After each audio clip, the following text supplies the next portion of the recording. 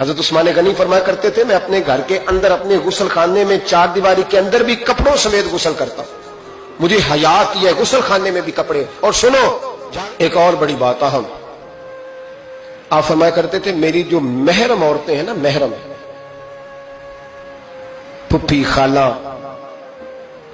میری جو محرم عورتیں ہیں، فرمایا کرتے تھے میں نے کبھی ان کے بھی چہرے آنکھ بھر کے نہیں دیکھے، ان کے بھی چہرے کبھی میں نے آنکھ بھر کے نہیں دیکھے۔ جو میری محرم عورتیں ہیں پھپھی خالہ، فرماتے تھے ان سے بھی جب بات کرتا ہوں تو میں چہرہ جھکا کے۔ ہمارے ہاں تو کزن ایک دوسرے سے سلام لیتے ہیں، لڑکیاں لڑکے کزن ایک دوسرے سے سلام لیتے ہیں۔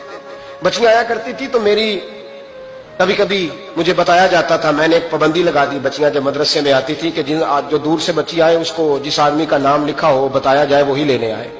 ایک دن مجھے اطلاع دی گئی کہ آپ تھوڑی دیر آئیں، میں گھر گیا تو مجھے بتلایا گیا ایک بچی ہے تو اس کو جو پہلے لینے آتا تھا وہ نہیں آیا، کوئی اور آیا۔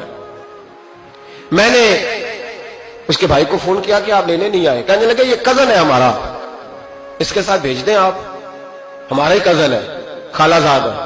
میں نے کہا یار آپ کہاں ہو؟ کہنے لگے مجھے 20-25 منٹ لگ جائیں گے۔ تو میں نے کہا ابھی کلاسیں بھی جاری ہیں تو آپ ہی آ جانا خود ہی۔ کہنے لگا سب آپ بھیج دیں، مجھے اعتبار ہے اس پہ۔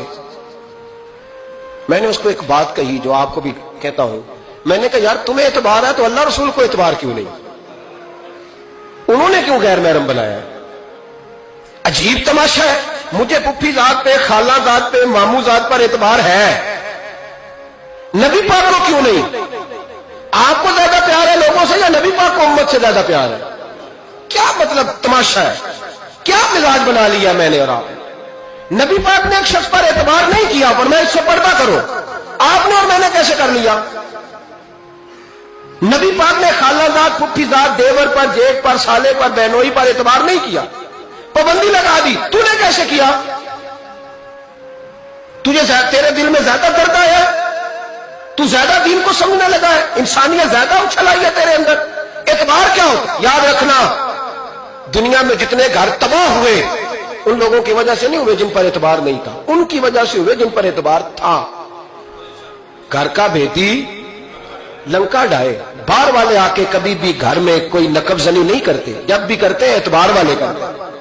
میرے رسول پاک علیہ الصلوۃ والسلام کی وہ ازواج جن پر اللہ کو اتنا اعتبار ہے کہ رب کہتا ہے میرے محبوب کی بیویوں تمہاری جیسی دنیا میں دوسری ہے ہی کوئی نہیں، اللہ کو اتنا اعتبار ہے۔ لیکن ایک نابینا صحابی آئے تو حضور کی دو ازواج بیٹھی تھی تو نبی پاک نے فرمایا پردہ کرو۔ یا رسول اللہ وہ تو نابینا ہے۔ فرمایا تمہیں تو نظر آ رہا ہے نا، تمہاری آنکھیں تو کھلی ہوئی ہیں۔ حضور کو اعتبار نہیں تھا، بس کر دے۔